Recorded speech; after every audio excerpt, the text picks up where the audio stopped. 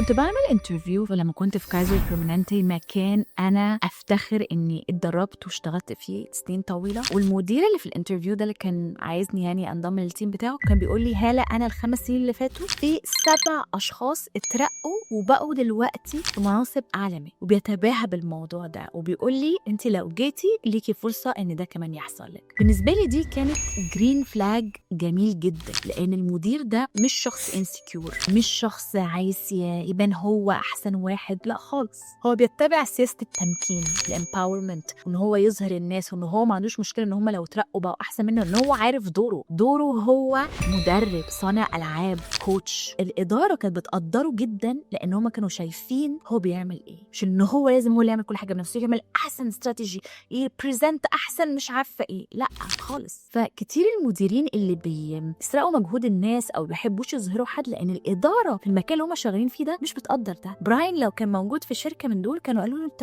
قاعد بتعمل ايه؟ ده التلميذ سبق المعلم. فلازم نفهم يا جماعه ان احنا لازم نشجع التصرفات دي، والتصرفات اللي عكسها ما نشجعهاش، عشان العالم يكون في ناس اكتر زي براين تساعد، والناس كلها تبقى عايزه تشتغل معاهم وتطلع احسن معيشة. قولوا لي، هل دي سياسه الشركه اللي انتوا فيها هتحترمها، ولا هتقول على المديرين اللي زي براين ما لهمش لازمه؟ Let's never mind it.